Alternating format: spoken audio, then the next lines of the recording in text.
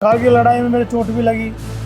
कारगिल में आप कहाँ पर? हाँ, कारगिल में मैं जो है नौगांव सेक्टर में था। ये फौज के साथ गद्दारी कर रहे हैं, देश के साथ गद्दारी कर रहे हैं। वो सेना के नाम पर वोट मांग रहे हैं और 56 आदमी उन्होंने पहले पुलवामा में मरवा दिए। वो इनकी साजिश थी मरवाने की। इनको चुन चुन कर जेल में ठोका जाएगा। ये जितने गद्दारी करी है ना, ये बैठे गद्दार सारे के सारे गद्दार हैं। अधिग्रहण बिल लाए जिसमें 700 किसान मर गए। इन्होंने वो गद्दारी करी यूपी के साथ। जैसे ही बरसात शुरू हुई और बाढ़ आई तो इन्होंने वो पानी भी छुड़वा दिया ताकि पूरा पंजाब डूब जाए। श्री राम कहीं कुछ नहीं है, ये खाली एक धोखे का नारा है। अब मोदी जी, इस चैनल के माध्यम से कह रहा हूँ, आप 2 करोड़ जो आपने रोजगार हर साल दिए, 10 साल में 20 करोड़ आदमी का दिखाओ।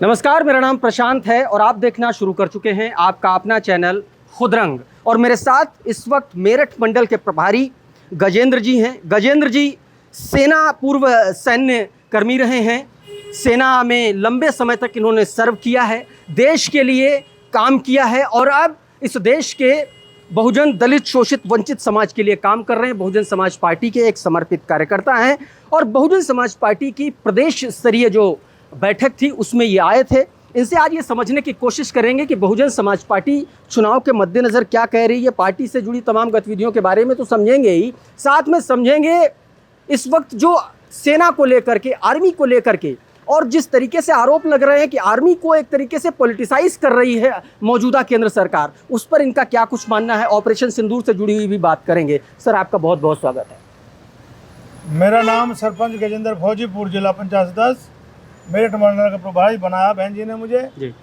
और मेरे पे जो जवाबदारी है उसे मैं बखूबी निभाऊंगा। और आज मेरठ मंडल की इस मीटिंग में बहन जी ने जो दिशा निर्देश दिए हैं उन पर हम युद्ध स्तर पर काम करेंगे। और जो है मान्यवर साहब की जो जयंती है, बहन जी ने आदेश दिया है, उस जयंती को हम बहुत ही बड़े स्तर पर मनाएंगे। और इतने बड़े स्तर पर मनाएंगे कि आज तक ना किसी की मनी होगी और ना कोई मनाएगा आने वाले समय। पूरे लखनऊ में हम जो है आएंगे सब भाई बहनों को लेकर के, और मान्यवर साहब की, काशीराम साहब की जो है जयंती और बहन जी के दिशा निर्देश पर और बहन जी की मौजूदगी में मनाएंगे। एक सवाल मुझे, मैं मतलब क्योंकि आप सेना में रहे हैं, थोड़ा सा उसके बारे में बताइए। फिर एक मेरे पास बहुत सवाल है। मैं जब भी कभी किसी सैन्य कर्मी से मिलता हूं तो मैं वो सवाल उससे ज़रूर पूछता हूं, लेकिन उससे पहले मैं चाहता हूं कि आप थोड़ा सा अपने अनुभव के बारे में बताइए। सेना में आप क्या थे, क्या काम करते थे? मैं सेना में एक सिपाही के पद पर भर्ती हुआ। हाँ। और लेस हवलदार के पद से रिटायर हुआ। अच्छा। और जो है मैंने कारगिल की लड़ाई भी लड़ी। अच्छा। हाँ, कारगिल लड़ाई में मेरे चोट भी लगी और मैं 2003 में पेंशन आ गया। अच्छा। कारगिल में आप कहाँ पर? हाँ, कारगिल में मैं जो है नौगांव सेक्टर में था। नौगांव सेक्टर हाँ, में। हाँ। और कारगिल के जो रोड हाईवे उस पर हम लोग रेकी करते थे। और 21 RR हमारा यूनिट थी। अच्छा। 21 RR में हम थे। वहाँ पर रात दिन लड़ाई ही रहती है उग्रवादियों के साथ भी। और हमारा कर्नल चौहान और ब्रिगेडियर शेरगिल उसी बम विस्फोट में मारे गए थे। अच्छा, उस टाइम में उनके साथ ही था। कर्नल शेरगिल वाली यूनिट में आप थे? जी नहीं, कर्नल चौहान। हाँ, कर्नल चौहान। हाँ, मेजर शेरगिल, ब्रिगेडियर शेरगिल, ये दोनों का जो बम विस्फोट में मृत्यु हुई थी, जो ये शहीद हुए थे, तो वहाँ पर उस टाइम था मैं वहाँ पे। अच्छा, क्या हुआ था सर? 21 RR में क्या हुआ था? वो जा रहे थे। हाँ। तो कैश पर गाड़ी होती थी एक फौज के अंदर। जवानों ने बोला साहब कैश पर में बैठो। हाँ। तो साहब जो हमारे बहुत खुले दिल के थे, बोला नहीं, जोंगा से चलेंगे। तो जोंगा से जा रहे थे तो जोंगा के नीचे बम विस्फोट आरडी लगाई हुई थी, उग्रवादियों ने उड़ा दिए। बहुत चित्रे भी कर गए। अगर कैश पर में जाते तो वो ना बिल्कुल मरते नहीं, बच जाते। तो थोड़ी सी लापरवाही से ये होगा। कमांडर आगे जा रहे थे, जीप में जा रहे थे। अच्छा। हाँ। और बाकी आपको कैसे चोट लगी थी? आपने जो बताया, हमारे छर्रे बड़े लगे थे। सिर में छर्रे लगे? सिर में छर्रे, टाके वाके बड़े। आपने जो बताया अभी ये ऑपरेशन सिंदूर, हाँ और आपने बताया, पूछा ये फौज के बारे में, जी, जो फौज को डिमोलाइजेशन कर रहे हैं। हाँ ये फौज के साथ गद्दारी कर रहे हैं, देश के साथ गद्दारी कर रहे हैं। हाँ आर्मी को जो 4 साल की नौकरी अग्निवीर बताए, हाँ, ये देश विरोधियों से साठ-गांठ करके आर्मी के साथ ये धोखा कर रहे हैं। और इसमें इनकी बहुत बड़ी राजनीतिक चाल है, क्योंकि आर्मी के अंदर अधिकतर पंजाब, यूपी, हरियाणा, राजस्थान, वैसे पूरे देश के लोग हैं, लेकिन ये ज़्यादातर ये लोग हैं। तो ये प्रधानमंत्री जी ये नहीं चाहते कि पंजाब के लोग खुशहाल रहें और पंजाब के लोग और यूपी के लोग खुशहाल रहें। पहले तो यूपी में वो भूमि अधिग्रहण बिल लाए जी, जिसमें 700 किसान मर गए। इन्होंने वो गद्दारी करी यूपी के साथ। और अभी उस टाइम पंजाबी थोड़ा गुस्सा थे इनसे, तो जाके मीटिंग नहीं कर पाए, इनकी मीटिंग में आदमी नहीं आए। मुझे एक बात अब इन्होंने एक काम और करा है। हाँ, अब इन्होंने एक काम और करा है, जम्मू कश्मीर को तो डुबाया था इन्होंने। हाँ, ये जानबूझ के साजिश है। हाँ, ये कहीं कोई बाढ़, कहीं कोई कितना नहीं आ रहा हाँ। कि सारे पंजाब में पानी भर जाएगा। इन्होंने पानी रुकवा कर रखा था पिछले 6 महीने से, और अब पानी जैसे ही बरसात शुरू हुई और बाढ़ आई तो इन्होंने वो पानी भी छुड़वा दिया ताकि पूरा पंजाब डूब जाए। ये सब मुझे सर मोदी एक की बात चाल बताइए, है, अभी पंजाब को डुबाने की। अभी ऑपरेशन- मोदी की चाल अभी है। ऑपरेशन- लोग सब समझ रहे हैं इनकी राजनीति। ठीक बात है। मैं ऑपरेशन सिंदूर पे आपसे बात करना चाहता हूँ। ऑपरेशन सिंदूर हुआ और उसमें जिस तरीके से पाकिस्तान के साथ डीलिंग की खबरें आई, हमला करने से पहले बता दिया गया, हमारे हाँ। विदेश मंत्री ने बताया, हाँ, और फिर हमारे देश के कर्नल, विंग कमांडर, उन लोगों को सामने ला करके कई बार प्रेस कॉन्फ्रेंस करवाई गई। क्या आप भी लंबे समय तक सेना में आपने सर्व किया है, क्या आपने इससे पहले इस तरीके का सेना का राजनीतिकरण देखा? क्योंकि आरोप लग रहे हैं कि सेना को भी मोदी सरकार राजनीति में घसीट लाई। हाँ, वो राजनीति में पहले से घसीट रही है। हाँ। वो सेना के नाम पर वोट मांग रहे हैं, और 56 आदमी उन्होंने पहले पुलवामा में मरवा दिए। वो इनकी साजिश थी मरवाने की।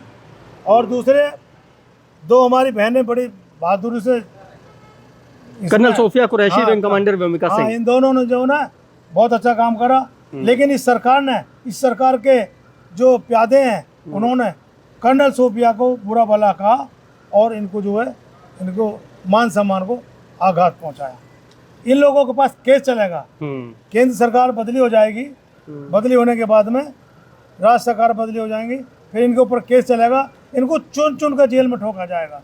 ये जितने गद्दारी करी है ना, ये बैठे गद्दार सारे के सारे गद्दार हैं। इनकी राजनीति गद्दारी से शुरू हुई है। जो इनके आका थे ना, जिन्होंने ये आरएसएस बनाई और बीजेपी बनाई है, आप सावरकर की बात कर रहे हैं?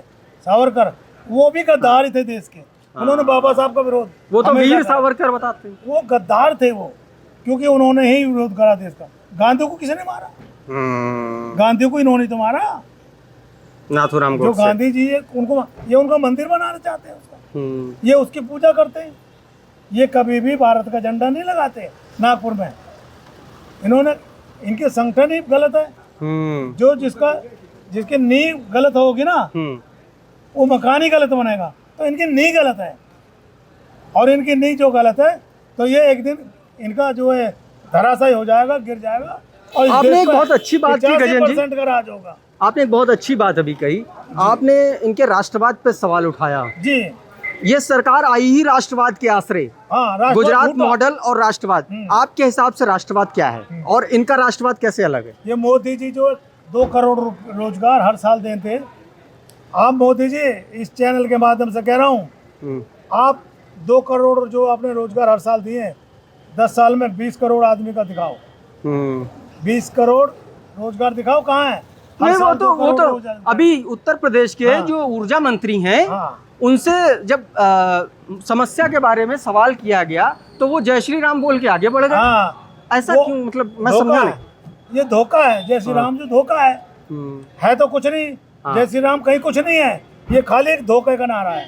धोखा दो जनता को, जनता को धोखा दो। असली तो भगवान बुद्ध है। इस भारत पूरा बौद्ध में था। समता मूलक समाज की स्थापना के लिए बाबा साहब ने बहुत बहुत धर्म अपनाया। बहन जी भी इसी मैटर पे चल रही, लेकिन इन लोगों ने गद्दारी करी है देश के साथ, हमेशा देश के खिलाफ ही गए। एक बात बताइए, ये पाकिस्तान चंद्रशेखर आजाद जो है, उसका नाम ही मत लो। एक सेकंड मैं बात अभी आपके मन में जो भी है आप बताइएगा, मैं जानना चाहता हूं दरअसल आप उनके बारे में क्या सोचते हैं। लेकिन उन्होंने सदन में वो अक्सर एक मांग रखते हैं कि एक चमार रेजिमेंट होनी चाहिए सेना में, उस पर आपका क्या कहना है? और चंद्रशेखर आजाद के इस मुद्दे के बारे में आप क्या सोचते हैं, वो ये मुद्दा क्यों उठा रहे हैं? ऐसा इनको ज्ञान नहीं है। हाँ ये मूर्ख हैं। हाँ पहले तो ये हमारे समाज के 85% के खिलाफ हैं। हाँ बाबा साहब के और मान्यवर कांसीराम साहब के मिशन के खिलाफ है। हाँ अगर ये मान्यवर कांसीराम साहब के और बाबा साहब के मिशन पे चलते हाँ तो ये पार्टी ना बनाते। हाँ। भीम आर्मी तो ठीक थे, हाँ। भीम आर्मी में सबका सपोर्ट था, लेकिन अगर इन्होंने पार्टी बनाई है तो इन्होंने हमारे 85% दलितों के साथ गद्दारी करी है। दूसरी बात, इनको ज्ञान नहीं है। ये क्या कहते हैं, चमार रेजिमेंट नहीं है क्या? अबे मूर्ख, चमार रेजिमेंट तो है। जो महार रेजिमेंट है उसका पहले नाम चमार रेजिमेंट रखा था। फिर बाबा साहब को लोगों ने बोला बाबा साहब थोड़ा सा नाम चेंज कर दो, ये अच्छा नहीं लगता, तो बाबा साहब ने इसका महार रेजिमेंट कर दिया। बहुत बहादुर जवान है उसमें, अभी भी है। हाँ। हमारे साथ नौकरी करी है। अच्छा, महार रेजिमेंट, हाँ महार रेजिमेंट बहुत मजबूत रेजिमेंट। इन लोगों को पता नहीं है, खाली चमार रेजिमेंट। अबे तुम्हें पता हो तो कुछ कहो भी, चमार रेजिमेंट ही तो है वो, महार रेजिमेंट। बड़ा नाराज हैं आप। हाँ चमार रेजिमेंट जो है वही महार रेजिमेंट है। अच्छा। हमारे लोग हैं। अच्छा, एक चूंकि आपके प्रोफेशन से जुड़ा हुआ मामला है, अग्निवीर, हाँ कैसी स्कीम है ये? अग्निवीर देश के साथ धोखा है, जवानों के साथ धोखा है। इन्होंने सोचा पंजाब के लोग पेंशन आते हैं नौकरी करते हैं, यूपी के लोग पेंशन आते हैं नौकरी करते हैं, तो इनकी घरेलू स्थिति मजबूत रहती है। इन्होंने वो पेंशन खत्म कर दी। और अभी अग्निवीर लाकर 4 साल की नौकरी कौन कर? अब आप बताओ, मान लो एक जवान है, तो बॉर्डर पर ड्यूटी है उसकी, और वहाँ पे अटैक हो गया, तो जवान अपनी जान बचाएगा या लड़ाई लड़ेगा? आप खुद सोचो, जो 4 साल के लिए गया वो कभी लड़ाई नहीं लड़ेगा। 4 साल वाला बोलेगा मेरे को तो 3 साल हो गए, 1 साल और निकालनी है, मैं क्यों मारूं? वो अपने साइड में छुपा के जाके। अगर ये पूरी जिंदगी के लिए जो पेंशन वाला सिस्टम था पहले वाला, वो जवान अड़ के लड़ेगा, मरूंगा तो देश के लिए और जीऊंगा तो देश के लिए। अग्निवीर कहीं आगे नहीं लड़ रहे। सेना का बाजारीकरण कर दिया, आप ये कहना चाह रहे हैं? वो दिन भी आएगा जब ये अग्निवीर इन्हीं को ठोकेंगे, इन्हीं को ठोकेंगे, क्योंकि इन लोगों ने गड़बड़ करी है, देश के साथ गद्दारी करी है। सेना के साथ धोखा, सेना के साथ तो कभी धोखा होना नहीं चाहिए। सेना सबसे अलग होती है, सेना का सबसे अलग रखना चाहिए। देश में राजनीति सेना के ऊपर नहीं करनी चाहिए। ठीक, तो ये लोग गद्दार लोग हैं, इनका इलाज होगा। ये कहाँ तक बचेंगे भाई? एक ना एक दिन तो फंसेंगे। 12 बरस में तो कूड़ी की भी बार आई है। अभी हमारा 11 साल होगी। अच्छा, ये बताइए सर, मैं आपके ये मेडल्स देख रहा हूँ, ये थोड़ा सा इनके बारे में बताइए, कौन कौन से मेडल? सरकार बनेगी बहन जी की, दुनिया की कोई तो रोक नहीं सकती बहन जी की सरकार। हम सब एक है। मुस्लिम भाइयों को इन्होंने 28,000 जवानों का कत्ल करवाया योगी सरकार ने। बड़े बड़े ताकतवर मुस्लिमों को मरवा दिया योगी सरकार ने। योगी सरकार ने मुस्लिमों को भी, दलितों को भी बहुत अत्याचार करे, दलित भी नौजवान मरवाए। तो ये लोग तो गद्दार लोग हैं। इन्होंने बहुत लोगों के आशियाने ढाए, बहुत गरीब लोगों के मकान ढाए। ये लोग देश का साथ इंसाफ नहीं कर सकते, गद्दारी कर। हाँ, ये लोग क्या जाने देश को चलाना। ठीक है, पढ़े लिखे ये नहीं, मूर्ख लोग हैं। जय श्री राम का नारा लगाते हैं, बस सारे काम खत्म। ठीक ठीक है। तो भैया आप लोग मेहनत से खुद रंगवा लो, आपके लिए हम तो देखते रहते हैं। और सभी भाई को, देश के सभी जवानों को हम जय हिंद, जय। Thank you so much sir. आप सभी दर्शकों का भी बहुत बहुत शुक्रिया, बहुत बहुत धन्यवाद। आप जुड़े रहिए आपके अपने चैनल खुद रंग के साथ। नमस्कार। कारगिल लड़ाई में मेरे चोट भी लगी। कारगिल में आप कहाँ पर? हाँ, कारगिल में मैं जो है नौगांव सेक्टर में था। ये फौज के साथ गद्दारी कर रहे हैं, देश के साथ गद्दारी कर रहे हैं। वो सेना के नाम पर वोट मांग रहे हैं, और 56 आदमी उन्होंने पहले पुलवामा में मरवा दिए। वो इनकी साजिश थी मरवाने की। इनको चुन चुन कर जेल में ठोका जाएगा। ये जितने गद्दारी करी है ना, ये बैठे गद्दार सारे के सारे गद्दार हैं। अधिग्रहण बिल लाए जिसमें 700 किसान मर गए।